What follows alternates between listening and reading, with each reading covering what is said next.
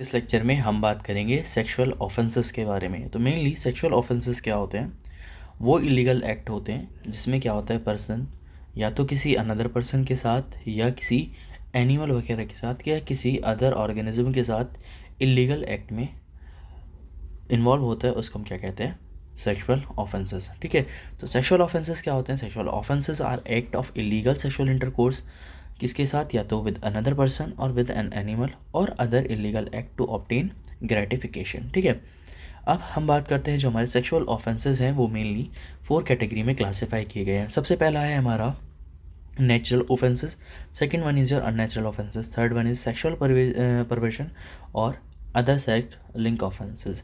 ठीक है। तो अगर हम बात करते हैं नेचुरल ऑफेंसेस के बारे में, तो नेचुरल ऑफेंसेस की बात की जाए तो नेचुरल ऑफेंसेस में उसको कहते हैं जिसमें क्या वजाइना और पेनिस इन्वॉल्व हो। ठीक है। जिसको हम कह सकते हैं पीनो वजाइनल ऑफेंस, मतलब पेनिस और विजाइना का इन्वॉल्वमेंट हो, उसको हम कहेंगे नेचुरल ऑफेंसेस। ठीक है। अननेचुरल ऑफेंसेस क्या होगा? पीनो वेजाइनल के अलावा कोई भी वहाँ पे इन्वॉल्वमेंट होना। ठीक है। लाइक आपका एनल होगा, ठीक है, या फिर किसी अदर ऑर्गेनिज्म या अदर एनिमल के साथ सेक्सुअल होना, उसको हम रखेंगे अननेचुरल कैटेगरीज में, ऑफेंसेस में। ठीक है। इसके बाद 2 कैटेगरीज और होती हैं, सेक्सुअल परवर्जन और अदर सेक्स लिंक्स ऑफेंसेस। इनको भी हम आगे पढ़ते हैं। तो सबसे पहले हम बात करते हैं नेचुरल सेक्स ऑफेंसेस के बारे में। नेचुरल सेक्स ऑफेंसेस क्या होते हैं? जिसमें पीनो वेजाइनल रूट्स इन्वॉल्व होते हैं, लाइक आपका रेप, इंसिस्ट और आपका एडल्ट्री। तो अगर हम बात करते हैं एडल्ट्री के बारे में, एडल्ट्री को मेनली डिक्रिमिनलाइज कर दिया, लेकिन अगर डिवोर्स के ऊपर बात आती है तो आप इस बेसिस पे डिवोर्स आपको ग्रांट हो जाता है। ठीक है। इंसिस्ट की बात करते हैं तो इंसिस्ट में क्या होता है? किसी क्लोज ब्लड रिलेशन के साथ इंटरकोर्स करना, वो आएगा आपका इंसिस्ट में। ठीक है।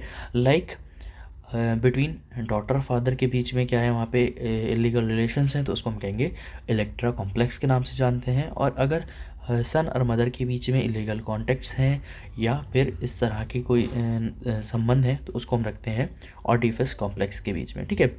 इसके बाद हम बात करते हैं एक कॉम्प्लेक्स और होता है फॉरेन कॉम्प्लेक्स। फॉरेन कॉम्प्लेक्स क्या है? अगर वहाँ पे इलीगल सेक्सुअल एक्टिविटीज़ हैं बिटवीन ब्रदर्स एंड सिस्टर, तो उसको हम कहते हैं फॉरेन कॉम्प्लेक्स। ये था हमारा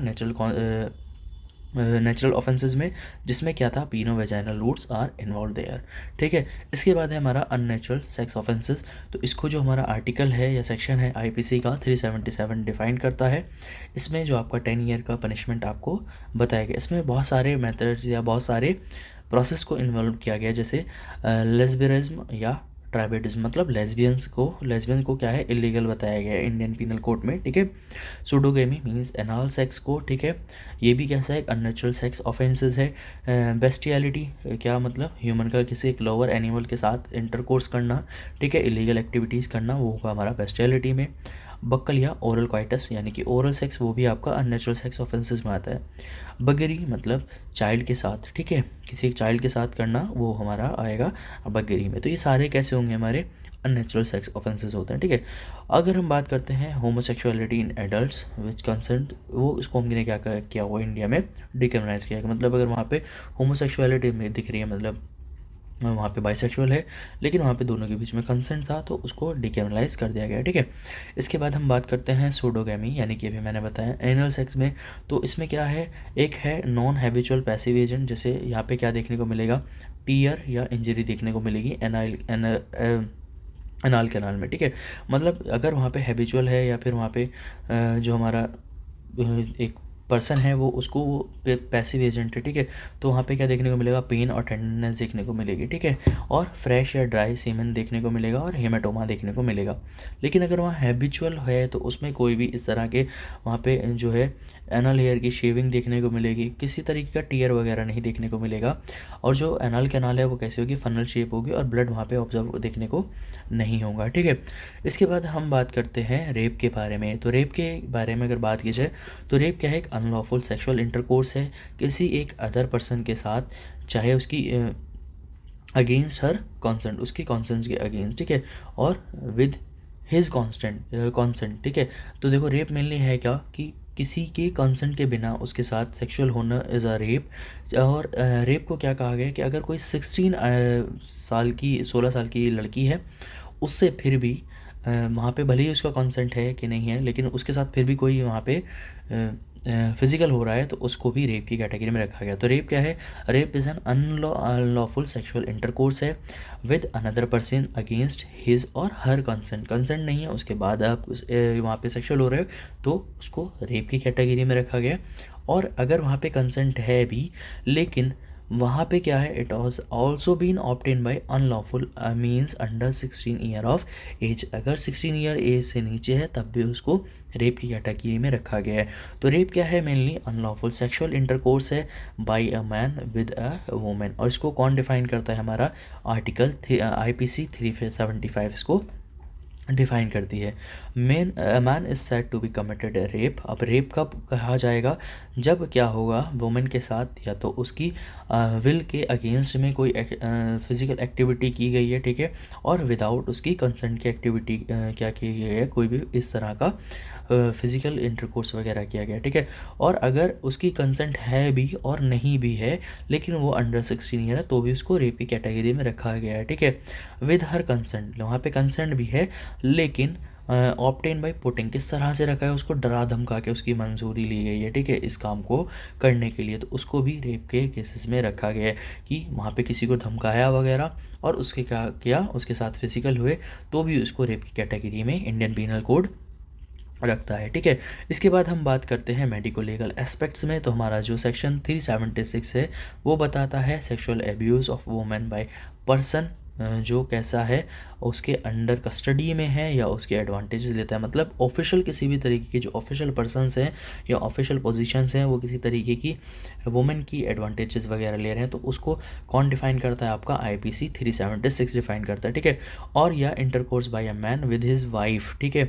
और अगर कोई वहाँ पे क्या है, उनका जुडिशियल सेपरेशन हुआ है, मतलब वहाँ पे डिवोर्स वगैरह हो चुका है, तो उसके बाद दोनों इंटरकोर्स करते हैं, या मैन उस वाइफ के साथ, अपनी वाइफ के साथ सोचता है कि उसके साथ इंटरकोर्स करता है, तो उसके लिए भी विदाउट हर कंसेंट अगर वहाँ पे उनके बीच में इंटरकोर्स हो रहा है, तो उसके लिए भी पनिशमेंट बताई गई है, 2 साल की पनिशमेंट और साथ में फ़ाइन बताया गया आपका आर्टिकल IPC नंबर 376 ऑफ ए, ठीक है।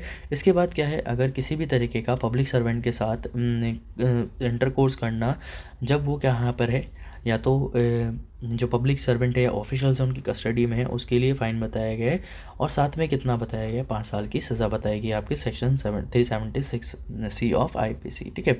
इसी तरह आपका जो इंटरकोर्स हो रहा है किसी के बीच में, एनी मेंबर ऑफ मैनेजमेंट और स्टाफ ऑफ हॉस्पिटल, ये आपके लिए काफ़ी इंपॉर्टेंट है, ठीक है। तो हॉस्पिटल या मैनेजमेंट के स्टाफ की का कोई ऐसा इन्वॉल्वमेंट है किसी वुमेन के साथ या पेशेंट के साथ, तो उसके लिए भी 5 साल का की सज़ा बताई गई है और साथ में फ़ाइन भी बताया गया है।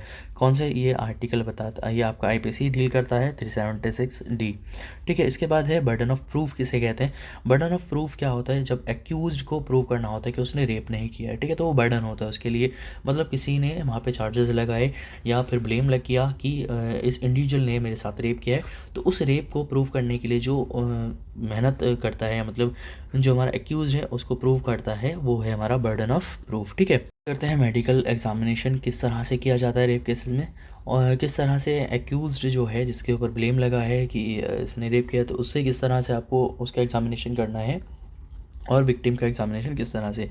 तो जो हमारा एक्यूज्ड है उसका जो एग्जामिनेशन है वो डील करता है हमारा 53A CRPC, और जो हमारा रेप विक्टिम है तो उसके लिए जो हमारा CRPC है उसका वो डील करता है 164A। तो 53A क्या कहता है कि जो भी रेप का एक्यूज है उसके साथ क्या किया जा सकती है, अच्छे से पूछताछ की जा सकती है अंडर पुलिस रिक्वेस्ट, ठीक है। लेकिन पुलिस जो है वो बिलो सब इंस्पेक्टर नहीं होना चाहिए। इसी तरह 54 CRPC क्या कहता है कि जो एक्यूज है उसको क्या किया जाना चाहिए, रिस्पॉन्सिबल फोर्सेस के थ्रू पुलिस इंक्वेस्ट उसकी होनी चाहिए, ठीक है। इसी तरह जो आपकी रेप विक्टिम है उसमें बताया गया कि 164A CRPC में क्या किया जाता है, विक्टिम को जो है आप किसी भी तरीके से एग्जामिन नहीं कर सकते जब तक उसकी कंसेंट नहीं होगी, ठीक है। तो यहाँ पे कंसेंट विक्टिम की ज़रूरी है, लेकिन एक्यूज की कंसेंट ज़रूरी नहीं है, ठीक है। अगर हम बात करते हैं एग्जामिनेशन में क्या क्या करते हैं, एक टेस्ट कराते हैं टॉयलेट ब्लू टेस्ट, ठीक है, टीबीटी टेस्ट के को कहा जाता है। इस टेस्ट में क्या किया जाता है, ये डिटेक्ट करता है माइक्रो इंजरीज़ को, ठीक है। इसी तरह जो हमारा एग्जामिनेशन है, एक्यूज ने रेप किया है कि नहीं, तो उसमें एक टेस्ट बताया गया, लोगोल्स आयोडीन टेस्ट, ठीक है। तो इसमें क्या करते हैं मेनली, अगर इस टेस्ट के थ्रू हम क्या करते हैं, सबसे पहले स्वैब जो है, कॉटन का स्वैब है, उसको पेनिस पे लगाया जाता है और उसको किया जाता है, आयोडीन के एक्सपोजर में लाया जाता है। अगर वो स्वैब जो है, मतलब जो हमने कॉटन वगैरह लिया है जिस पे, तो अगर वो स्वैब क्या होगा, ब्राउन कलर में कन्वर्ट हो जाएगा, तो वहाँ पे कंफर्म हो जाएगा कि इस एक्यूज़ ने रेप किया है। क्यों? क्योंकि वो वहाँ पे किसको शो करेगा, वेजाइना के एपिथेलियल टिश्यूज़ को शो करता है, जिससे थ्रू कंफर्म हो जाता है कि इस इंडिविजुअल ने, जो फीमेल है, उसका रेप किया है। तो ठीक है, अगर ये कब तक पॉजिटिव शो कर सकता है, 4 दिन। तो अगर 4 दिन तक किसी ने, इंडिविजुअल को 4 दिन हो गए हैं, तो उसमें भी क्या करता है, 2-3 दिन हुए और आप टेस्ट कंडक्ट कराते हो, ठीक है। कौन सा टेस्ट, लोगोल्स आयोडीन टेस्ट। तो उसमें क्या करते हो, आप कॉटन लेते हो, कॉटन को पेनिस में, या मतलब उस पर स्पम वगैरह लगाते हो, पेनिस पर टच करते हो, उसको क्या करते हो, आयोडीन के एक्सपोजर में लाते हो, तो वो किस में कन्वर्ट हो जाता है, हमारा ब्राउन में कन्वर्ट हो जाता है, ठीक है। तो वहाँ पे शो करता है कि इस इंडिविजुअल ने, जो है एक्यूज है, उसने रेप किया है, ठीक है। तो इसको कौन फॉलो करता है, लॉकार्ट्स प्रिंसिपल ऑफ एक्सचेंज, ठीक है। इसके बाद हम बात करते हैं, तो ये था आज का हमारा लेक्चर, जिसमें हमने रेप के बारे में पढ़ा और इंट्रोडक्शन पढ़ा हमने सेक्सुअल ऑफेंसेस के बारे में। मिलता है नेक्स्ट लेक्चर में। Thank you.